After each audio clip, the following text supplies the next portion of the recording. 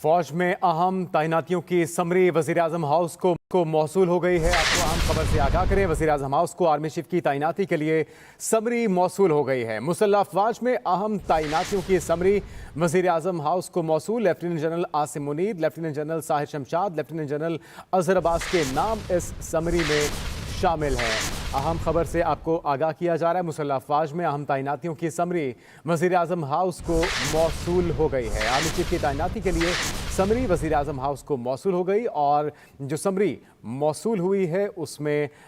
Seniority wise अहम generals के नाम शामिल हैं। खालिद महमूद हमारे नुमाइंदे, उनसे मज़ीद तफसीलात जानते हैं। खालिद, बिलाखिर वज़ीर-ए-आज़म हाउस को यह अहम समरी मौसूल हो गई। जेएचक्यू की जानिब से एक समरी जो है आज वजारत दफा को भेजी गई, जबकि वजारत दफा ने ये समरी जो है वो वज़ीर-ए-आज़म हाउस भेज दी है और ये समरी आज वज़ीर-ए-आज़म हाउस को मौसूल हो गई है, जिसमें जो 6 सीनियर तरीन जज हैं, जनरल्स हैं, उनको तैनात करने के लिए एक समरी जो है वो वज़ीर-ए-आज़म हाउस भेजी गई है। इसमें सीनियरिटी के लिहाज से जो है वो लेफ्टिनेंट जनरल आसिम मुनीर जो है वो टॉप पे हैं, जबकि उसके बाद लेफ्टिनेंट जनरल साहर हैं, इसके अलावा लेफ्टिनेंट जनरल अजहर अब्बास हैं, जबकि लेफ्टिनेंट जनरल फैज हमीद और लेफ्टिनेंट जनरल नुमान और लेफ्टिनेंट जनरल आमिर जो है वो इसमें शामिल हैं। लिहाजा ये 6 जनरल जो है लेफ्टिनेंट जनरल हैं, इनकी समरी जो है अब से कुछ देर पहले वज़ीर-ए-आज़म हाउस को मौसूल हो गई है और इसमें से जो है 2 तैनातियां होनी है, जिसमें chairman joint chief of staff committee जो है वो तैनात होने हैं, जबकि इसके अलावा चीफ ऑफ आर्मी स्टाफ जो है उनकी तैनाती होना है। ये इख्तियार जो है अब वज़ीर-ए-आज़म के पास है कि वज़ीर-ए-आज़म इन 6 में से 2 तैनातियां वज़ीर-ए-आज़म ने करनी है और ये इंपॉर्टेंट तैनातियां हैं और तो यही की जा रही है कि वज़ीर-ए-आज़म जो है वो इनमें मोस्ट सीनियर होंगे, उनको ही तैनाती जो है वो कर देंगे। लिहाजा ये जो मामला चल रहा था कई रोज से, अब वो मामला जो है बिल्कुल सामने आया है और वज़ीर-ए-आज़म हाउस को ये 6 नामों की समरी है वो मौसूल हो गई है। जी अच्छा, प्रोसीजर के मुताबिक अगला मरहला क्या होगा खालिद महमूद इस तैनाती में?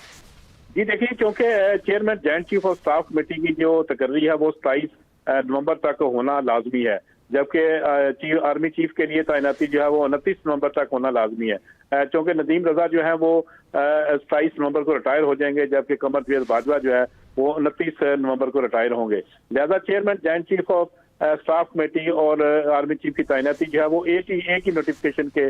मुताबिक होगी और चूंकि ये लिस्ट जो है वो 6 नामों की आई है, इसमें से वज़ीर-ए-आज़म का इख्तियार है कि वज़ीर-ए-आज़म किसको chairman joint chief of staff committee बनाते हैं और किसको आर्मी चीफ बनाते हैं। लिहाजा ये इख्तियार जो है अब वज़ीर-ए-आज़म के पास है कि इन 6 नामों में से जो भी वज़ीर-ए-आज़म को सूटेबल होगा, वज़ीर-ए-आज़म चाहेंगे और वज़ीर-ए-आज़म का ये इख्तियार है कि वो किसी एक को chairman joint chief of staff committee और एक को आर्मी चीफ तैनात कर सकते हैं। लिहाजा इसके साथ क्योंकि डोजियर भी आता है जीएचक्यू की जानिब से, आर्मी चीफ की जानिब से, कि उनके प्रोफाइल दिए जाते हैं कि ये लोग जो है वो अहलियत है, इन पे इनकी ये सलाहियतें हैं और ये यहाँ तैनात रह चुके हैं, इनकी तमाम तफसीलात जो है वो डोजियर में बयान की जाती हैं और डोजियर इसके साथ ही आता है कि कौन कौन जनरल जो है वो किस किस ओहदे पर किस किस सन में जो रहे और किन अहम पोस्टों पर तैनात हुए। लिहाजा ये आप वज़ीर-ए-आज़म का इख्तियार है कि वो किसी 2 का तैनात करेंगे, किसी 6 में से किसी 2 को, एक को chairman joint chief of staff बना देंगे, जबकि एक को जो है वो आर्मी चीफ बना देंगे। लेकिन ये दोनों तैनातियां जो है वो 27 और 29 को होंगी। Chairman joint chief of staff committee जो है वो अपना ओहदा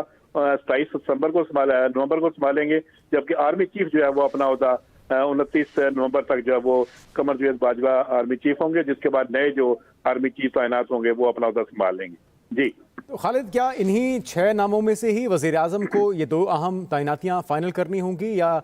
उनके पास ऑप्शन है, उनके पास आईनी इख्तियार है कि उनके अलावा भी किसी जनरल को चुन सकते हैं joint chief of staff committee के लिए, आर्मी चीफ के लिए? जी बिल्कुल जी, ऐसा होता है कि वज़ीर-ए-आज़म के पास चूंकि इख्तियार है, वज़ीर-ए-आज़म बाख्तियार है इस हवाले से आर्मी चीफ के अपॉइंटमेंट के ऊपर भी और chairman joint chief of staff committee की अपॉइंटमेंट पर मजीद नाम भी मांगे जा सकते हैं जीएचक्यू से, अगर 6 के अलावा भी नाम मांगे जा सकते हैं, क्योंकि ये वज़ीर-ए-आज़म का इख्तियार है कि वो किसी भी जनरल्स को है वो chairman joint chief of staff और आर्मी चीफ तैनात कर सकते हैं। लेकिन अमूमन यही होता है कि जो जीएचक्यू की जानिब से, आर्मी चीफ की जानिब से, वज़ारत दफा की जानिब से जो समरी आती है और हमेशा रवायत रही है कि वज़ीर-ए-आज़म जो है उन्हीं में से किसी एक का चुनाव करते हैं। लिहाजा ये खालिद, जिस तरह बता रहे हैं कि 27 और 29 ये 2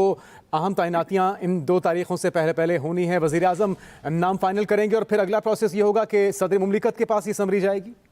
जी बिल्कुल जी, यही तरीकाकार है कि वज़ीर-ए-आज़म अपनी समरी जो है वो अपनी रिकमेंडेशन के साथ सदर मुल्क को भेजेंगे और सदर मुल्क क्योंकि सुप्रीम कमांडर हैं मुसल्लह अफवाज के, लिहाजा वो इनका नोटिफिकेशन करेंगे। इस सब हवाले से भी बहुत सारी अफवाहें जो है वो माजी में गर्दिश रही 3-4 रोज से। ये तमाम मामला जो है वो गर्दिश में था कि शायद कोई ऐसा पीटीआई की जानिब से ऐसा कोई रद्द-ए-अमल देखने में आएगा, लेकिन चूंकि ये अब समरी आई है और इससे कबल जो वजीर खजाना थे साग डार, उन्होंने मुलाकातें भी की थी, आर्मी चीफ से भी उन्होंने मुलाकात की और उन्होंने जैसा ईवान सदर में आरफ अलवी के साथ भी मुलाकात की, जो पॉलिटिकल पार्टीज हैं उनके साथ भी उन्होंने मुलाकात की। लिहाजा ये मामला जो है फामो तस्लीम वाला लग रहा है कि तमाम मामला जो है वो फामो तस्लीम से तय पा जाएंगे। क्योंकि ये समरी अब आई है, कैबिनेट का इजलास भी परसों बुलाया गया था कि कैबिनेट के इजलास में शायद ये मंजूरी दी जाएगी हुकूमत की जानिब से, लेकिन उससे कबल ही GHQ की जानिब से ये समरी जो है आ गई। खालिद महमूद, आपने तफसीलात फराहम की, आपका बहुत शुक्रिया।